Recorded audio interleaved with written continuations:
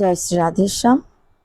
আমরা শ্রীমদ্ ভাগবত গীতার পঞ্চদশ অধ্যায় শ্রবণ করছিলাম। কালকে আমরা 5 নম্বর শ্লোক শ্রবণ করেছি। আজকে আমরা 6 নম্বর শ্লোক থেকে শ্রবণ করব। চন্দ্র সূর্য ও অগ্নি যাহাকে প্রকাশ করিতে পারে না, আমার পরম ধাম খোঁজ পাইলে তাহার পুনর্জন্ম হয় না। ভগবানের পরম ধামে যদি একবার ভক্ত যেতে পারে, তার আর পুনর্জন্ম হয় না। সে নিত্য সেখানে বিরাজ করতে পারেন। তাই চন্দ্র সূর্য কিংবা অগ্নি সেখানে যেতে পারে না, অর্থাৎ তাকে প্রকাশ করতে পারে না। তাদেরও অতীত ভগবানের সে পরম পদটা কেবল যেতে পারে ভক্ত। তার অহৈতুকী ভক্তির কারণে সে যেতে পারে সেখানে। ভগবানের ভক্তই সেই পরম পদের খোঁজ পেয়ে থাকে। আত্মা আমার অংশ, কিন্তু পরম পদ লাভ না করা পর্যন্ত আত্মা বারবার পুনর্জন্ম গ্রহণ করিয়া থাকে। তাহলে আত্মা হচ্ছে ভগবানের অংশ। ভগবানের অংশ যাকে আমরা আত্মা বলছি বা যাকে আমরা সূক্ষ্ম দেহ বলে শ্রবণ করে থাকি, তো সে আত্মা হচ্ছে ভগবানের অংশ। তাই বলছে আমার অংশ, কিন্তু পরম পদ লাভ না করা পর্যন্ত যথাপি বা যদ্যপি আত্মাই হচ্ছে ভগবানের অংশ, তথাপি ভগবান বলছেন যতক্ষণ না এই আমার অংশটা আমার পরম পদের খোঁজ না পাচ্ছে, সে আত্মাটা আমার পরম পদের সে পুণ্যভূমির খোঁজ না পাচ্ছে, সে কিন্তু পুনরায় পুনরায় পুনঃ ভাবে পৃথিবীতে জন্মগ্রহণ করে থাকে। পুনরূপী জননম পুনরূপী মরণম পুনরূপী মাতাকি জঠরে শয়নম। পুনঃ জন্ম হয়, পুনঃ মৃত্যু হয়, পুনঃ মাতৃগর্ভে সে শয়ন করে থাকে। কিন্তু সেই মা মানুষ মা হবে এটার কোনো গ্যারেন্টি নেই। এটার কোনো গ্যারেন্টি নেই। সে যে কোনো জনিতে জন্মগ্রহণ করতে পারে, যে কোনো জনিতে পুনঃ জন্মগ্রহণ করে ভ্রমণ করতে পারে। আত্মা পুরাতন দেহকে ছাড়িয়া ইন্দ্রিয় ও মনকে লইয়া আবার নতুন শরীর আশ্রয় করে। এই শ্লোকের মাধ্যমে আমরা জানতে পারি কি কথা? পূর্ব জন্মে থাকে যদি প্রেমের অঙ্কুর, এই জীবনে কৃষ্ণ নাম লাগিবে মধুর। পূর্ব জন্মের সঞ্চিত কোনো পুণ্য যদি থাকে, তবে এই জীবনে কৃষ্ণ নামটা মধুর লাগে। সবাই কিন্তু কৃষ্ণ নাম ভালোবাসে না, সবাই কিন্তু ভাগবত কথা শুনতে ভালো লাগে না, সবাই গীতা পাঠ শ্রবণ করে না, কিন্তু কেউ কেউ তো করে। তো যারা যারা শ্রীমদ্ ভাগবত পাঠ শ্রবণ করে, গীতা পাঠ শ্রবণ করে, হরিনাম সংকীর্তন শ্রবণ করে, বা তাদের এগুলোই শুনতে ভালো লাগে, আন কথা পরনিন্দা পরচর্চা কিংবা টিভি সিরিয়াল কিংবা বিভিন্ন সিনেমা এগুলো দেখতে ভালো লাগে না, কিন্তু ভগবানের কথা শুনতে ভালো লাগে, জানতে হবে সেই ব্যক্তি আগের জন্মে ভগবানের আরাধনা করেছিল।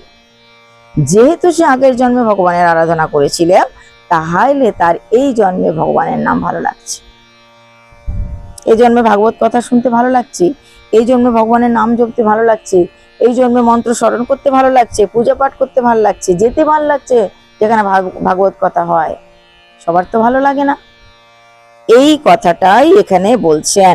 পুরাতন দেহ ছাড়িয়া, ধরুন আমরা বৃদ্ধ হয়ে গেলাম, দেহটা ত্যাগ করে দেব, পুরাতন দেহ ছেড়ে দেব, কিন্তু আত্মা তো অমর, আত্মা তো অধৈর্য অক্লেদ্ধ। অগ্নি ইহাকে পুরাইতে পারে না, বায়ু ইহাকে শুকাইতে পারে না, জল ইহাকে ভিজাইতে পারে না, কোনো অস্ত্র শস্ত্র একে কাটা যায় না। তাহলে আত্মা তো অমর। সে আত্মা দেহটাকে ছেড়ে দিয়েছে, কিন্তু আবার পুনরায় অন্য কোনো দেহকে আশ্রয় করেছে, অন্য কোনো দেহের ভিতরে ঢুকে গেছে। সেখানে সে আবার পুনরায় জীবনযাত্রা শুরু করে দিয়েছে। সেই জীবনযাত্রা যেখান থেকে শুরু করেছে তার তখন ভালো লাগবে ভাগবত কথা, হরিনাম সংকীর্তন, কেননা আগের জন্মে সে ভাগবত কথা শুনেছে, ভগবানের সঙ্গে একটা সম্পর্ক স্থাপন করেছে, ভগবানের সেবা করেছে। তাই বলছে আমরা মৃত্যুর পর নতুন দেহে যখন প্রবেশ করি, পুরাতন দেহে থাকা অবস্থায় যে যে কাজগুলো করেছিলাম, মন যেমন ছিল, ইন্দ্রিয় যেমন ছিল, আমাদের স্বভাব চরিত্র যেমন ছিল, সেইগুলা কিন্তু তারপরের জন্মে গিয়ে আমরা ওই আগের স্বভাবটা পেয়ে যাব, আগের স্বভাব। তাই এখানে বলছে দেহ ছেড়ে গেলেও আমরা যে আরেকটা যোনিতে প্রবেশ করব, সেই সময় আমাদের ইন্দ্রিয় চক্ষু কর্ণ নাসিকা জিহ্বা ত্বক আর হস্তপদ গুহ্যলিঙ্গ পায়ু উপাস্থ, এই 5টা জ্ঞানেন্দ্রিয়, 5টা কর্মেন্দ্রিয়, আরেকটা মন, এই 11টা ইন্দ্রিয়। তাই বলছে মন 11টা ইন্দ্রিয়কে সঙ্গে নিয়ে আমরা পরের যোনিতে জীবনটা শুরু করি। তো পরের যাত্রাটা আমাদের সেখান থেকে শুরু হয়। তাই আগের জন্মের সুকৃতির কারণে আমরা ভগবানের ভক্ত হই, আগের জন্মের দুষ্কর্মের কারণে আমরা অসুর স্বভাব পাই। নাস্তিক হয়ে যায়, ভগবানের কথা শুনতে চায় না, ভগবানের নাম শুনতে পারে না, পূজা পাঠ প্রণাম দান দক্ষিণা কিছুই করে না, কেননা আগের জন্মের স্বভাব তার মধ্যে এসছে।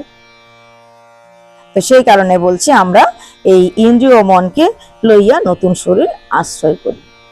আত্মা দেহে থাকিয়া জিহ্বা কর্ণ নাসিকা প্রভৃতি ইন্দ্রিয়গণের সাহায্যে বিষয় ভোগ করে। আমরা বিষয় ভোগ করি কিসের সাহায্যে? ইন্দ্রিয়ের সাহায্যে।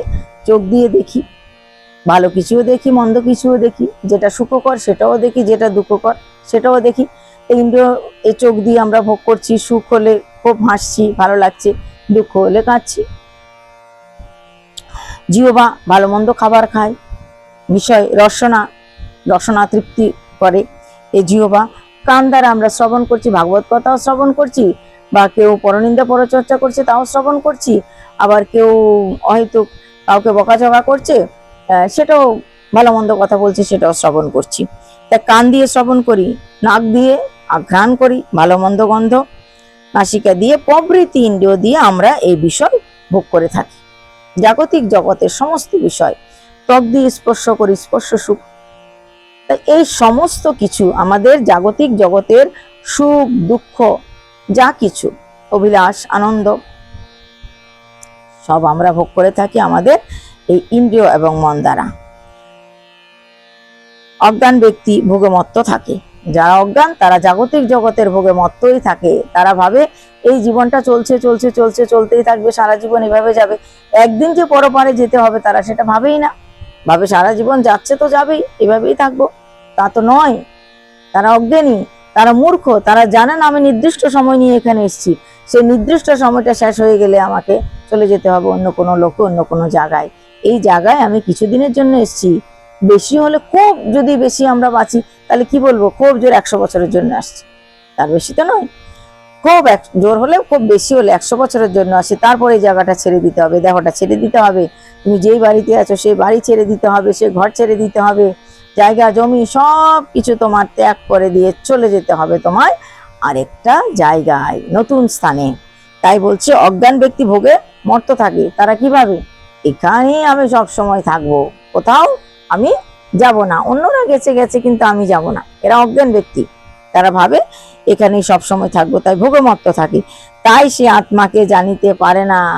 তাই তার আত্মা যে কিছুদিন পর অন্য জায়গায় যাবে সেটা জানতে পারে না, পরমাত্মাকে জানতে পারে না, ভগবানকে জানতে পারে না। কিছুদিন পর ভগবানকে আমি পেতে চাই বা ভগবানের কাছে যেতে হবে, যেতে চাই, সে সম্পর্কে তার কোনো জ্ঞান থাকে না। তাই বলছে তাই সে আত্মাকে জানিতে পারে না।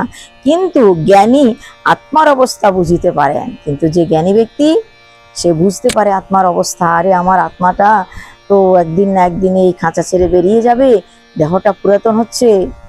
যদি একটা পাখি পোষেন একটা খাঁচায় করে, যদি খাঁচাটা জরাজীর্ণ হয়ে যায়, খাঁচাটা নষ্ট হয়ে যায়, রং চটে যায়, কিংবা দরজাটা একটু খারাপ হয়ে যায়, তৎক্ষণাৎ মালিক কি করে, খাঁচাটাকে চেঞ্জ করে দেয়। পাখি তো ঠিকই আছে, পাখিটাকে কেবল অন্য নতুন খাঁচা এনে সেখানে ঢুকিয়ে দেওয়া হয়, পুরাতন খাঁচাটা ফেলে দেয়। ঠিক এই মানব দেহরূপী খাঁচা থেকে তার ভিতরে যে আত্মাটা আছে, অর্থাৎ পরমাত্মার অংশরূপী যে আত্মাটা আছে, সে আত্মাটাকে ভগবান বের করে নেয়, বের করে নিয়ে দেহটাকে ফেলে দেয়, বা আগুনে পুড়িয়ে ফেলে, কিংবা মাটি চাপা দেয়, কিংবা পশু পাখি খেয়ে নেয়। দেহের পরিণতি 3টা ভাগবতে আমরা শুনেছি, ভাগবতে শুনেছি তো এই মানব দেহের পরিণতি কেবল 3টা। মৃত্যুর পর হয়তো এই দেহটাকে আগুনে পোড়াবে, নয়তো এই দেহটাকে মাটি চাপা দিবে, নয়তো বা এই দেহটাকে বাঘ সিংহ কুকুর বিড়াল খেয়ে নেবে, পরের দিন বিষ্ঠা ত্যাগ করবে। তাই দেহের পরিণতি হচ্ছে 3টায়। তাই জ্ঞানী ব্যক্তি আত্মার অবস্থা বুঝতে পারে। যারা জ্ঞানী ব্যক্তি তারা এটা বুঝে জানে যে কিছুদিন পর চলে যাব, তারা সেটা বুঝে শুনে ভগবানের আরাধনা করে, জানেই ছেড়ে যেতে হবে। আজকে আমরা এই পর্যন্ত শ্রবণ করলাম 10 নম্বর শ্লোক অবধি। আগামীকাল আমরা 11 নম্বর শ্লোক থেকে শ্রবণ করব। আজকে এই পর্যন্তই। জয় নিতাই, জয় শ্রী রাধেশ্যাম। সবাই ভালো থাকুন, সুস্থ থাকুন। আর এই পুরুষোত্তম মাসে খুব বেশি বেশি বেশি করে ভাগবত গীতার কথা শ্রবণ করুন। বিশেষ করে এই পুরুষোত্তম যোগটা খুব ভালোভাবে বারবার শ্রবণ করুন, কেননা মাসটার নাম পুরুষোত্তম মাস। আর গীতার এই 15 অধ্যায়ের নাম হচ্ছে পুরুষোত্তম যুগ। শ্লোক সংখ্যা খুব বেশি নয়, মাত্র 20টা শ্লোক আছে। তাই পারলে এই মাসের 1 তারিখ থেকে, অর্থাৎ জ্যৈষ্ঠ মাসের 1 তারিখ থেকে জ্যৈষ্ঠ মাসের 31 তারিখ অবধি এই পুরো সময়টা বা এই পুরো মাসটা, যে পুরুষোত্তম মাস, যদি পারেন প্রত্যেক দিন এই ভাগবত গীতার পুরুষোত্তম যোগটা শ্রবণ করুন। নিজে ঘরে ভাগবত গীতা গ্রন্থ বের করে পড়ুন ভগবানের সামনে বসে, আর হরিনাম সংকীর্তন নিজে করুন হাতে তালি দিয়ে, বা কোথাও পাঠ হলে সেটা শ্রবণ করতে যান। অত্যন্ত আনন্দিত হবেন ভগবান আপনার এই কাজের দ্বারা। আর পুরো মনে করুন যে পুরো 1 বছরের ভজন করে নিচ্ছেন। তাই আপনারা সুস্থ থাকুন, ভালো থাকুন, আর ভগবানের ভজন করুন। জয় নিতাই, জয় শ্রী রাধেশ্যাম। আগামীকাল আবার দেখা হবে।